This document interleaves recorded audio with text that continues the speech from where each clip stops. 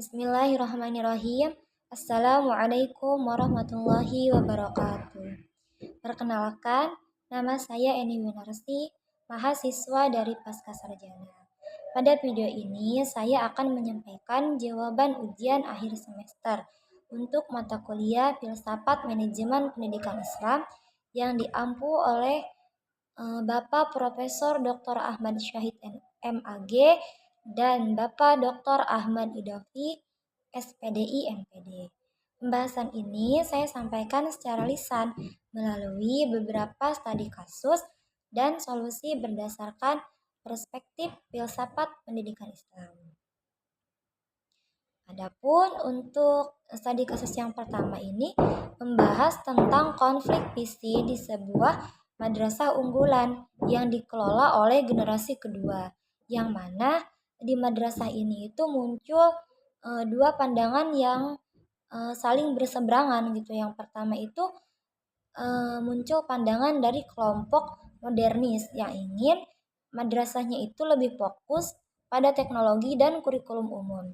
Sedangkan kelompok yang kedua yaitu kelompok salaf, mereka itu ingin tetap menekankan pada program tahfiz dan pengkajian kitab kuning. Adapun kalau misalkan kita lihat dari sudut pandang manajemen pendidikan Islam, konflik ini itu sebenarnya menunjukkan bahwa prinsip musyawarah dan keadilan itu belum berjalan dengan baik. Adapun menurut Langgulung, musyawarah itu penting supaya setiap pihak itu bisa saling mendengar dan keputusan yang diambil itu benar-benar mengarah pada tujuan bersama gitu. Dalam kasus ini, masing-masing kelompok itu dua kelompok yang bertentangan itu mereka itu lebih sibuk untuk mempertahankan ideologinya masing-masing gitu, yang mana akibatnya kurikulum itu jadi tidak jelas gitu arahnya, dan guru-guru juga terpecah ke dalam kelompok-kelompok tertentu yang mengakibatkan juga kepercayaan wali murid itu menurun gitu. Kalau misalkan saya pribadi gitu ya, yang berperan sebagai konsultan pendidikan, solusi yang bisa saya tawarkan itu adalah menghidupkan kembali budaya musyawarah kurikulum yang bersifat integratif, yang dimana ilmu agama dan ilmu umum ini bisa berjalan seimbang. Dengan cara ini, madrasah itu akan tetap bisa menjaga nilai keislaman sekaligus menyiapkan peserta didik agar siap menghadapi perkembangan zaman.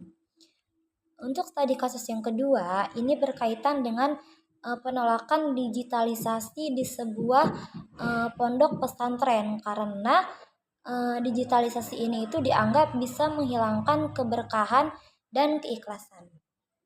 Namun kalau misalkan kita cermati itu, sikap ini itu muncul karena masih ada cara pandang yang memisahkan antara ilmu agama dan ilmu umum, yang mana padahal gitu ya, dalam Islam itu semua ilmu pada dasarnya itu kan berasal dari Allah gitu, sehingga tidak ada pemisahan yang sakral dan profan gitu. Teknologi itu sendiri sebenarnya netral, yang menentukan baik atau buruknya ya bagaimana cara manusia itu menggunakannya sendiri gitu. Justru ketika pesantren menolak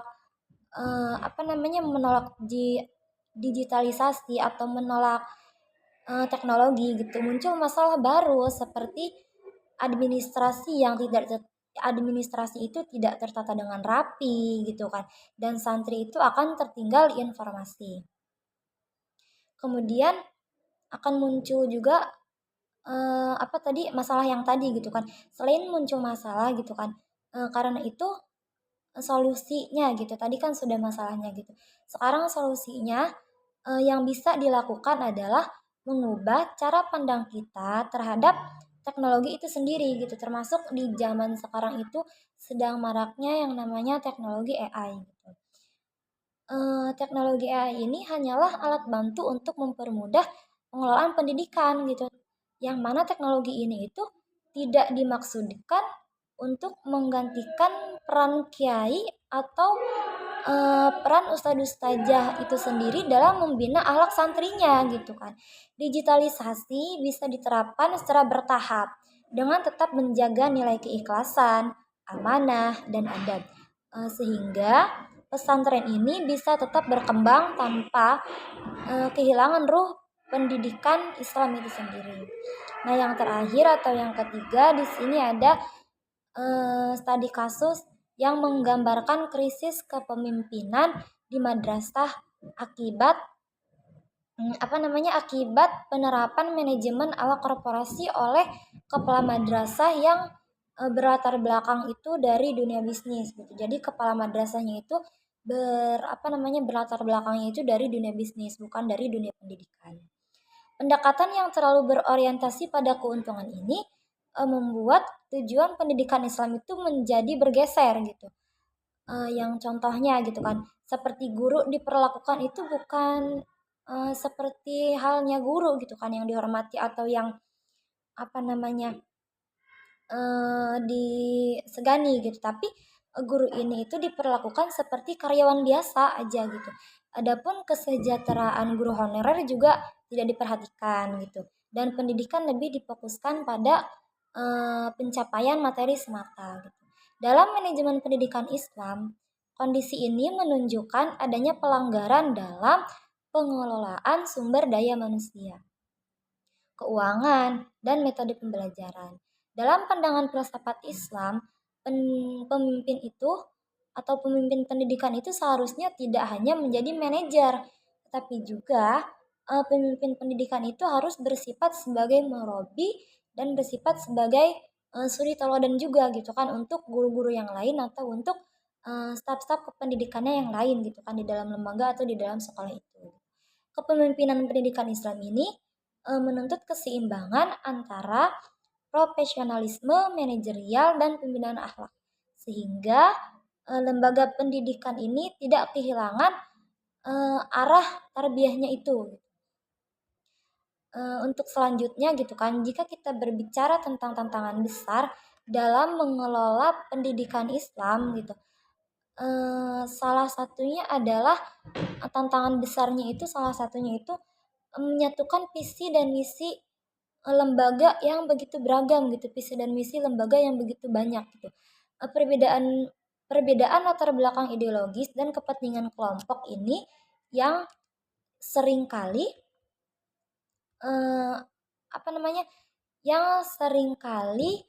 menjadi sumber konflik gitu atau menjadi sumber permasalahan gitu kan di dalam lembaga itu gitu. Tanpa adanya landasan filsafat pendidikan yang kuat, lembaga itu akan mudah terjebak pada masalah internal dan kebijakan yang diterapkan di lembaga itu sendiri itu yang tidak berkelanjutan gitu. Oleh karena itu, solusi strategis yang dapat dilakukan adalah merumuskan kembali visi lembaga itu berdasarkan tujuan pendidikan Islam yang berorientasi pada kemaslahatan umat serta penyatuan visi. Penyatuan visi ini tidak cukup hanya dituangkan dalam dokumen resmi saja gitu kan, tetapi perlu juga dibangun melalui dialog yang terbuka dan berkelanjutan. Agar apa gitu? Agar seluruh elemen lembaga ini benar-benar memahami arah dan makna pendidikan yang ingin dicapai dalam lembaga itu gitu kan. Sebagai penutup saya sampaikan kesimpulannya gitu, bahwa filsafat manajemen pendidikan Islam ini memiliki peran yang sangat penting dalam membantu lembaga pendidikan untuk menghadapi berbagai tantangan baru di era modern ini. Dengan mengedepankan musyawarah, keadilan, integritas ilmu, dan kepemimpinan yang berbasis nilai gitu, pendidikan Islam akan tetap bisa berjalan relevan dengan perkembangan zaman tanpa kehilangan identitas dan ruh keislamannya itu sendiri. Ya, mungkin cukup sekian jawaban dari UAS Filsafat Manajemen Pendidikan Islam ini. Kurang lebihnya saya mohon maaf. Terima kasih. Wassalamualaikum warahmatullahi wabarakatuh.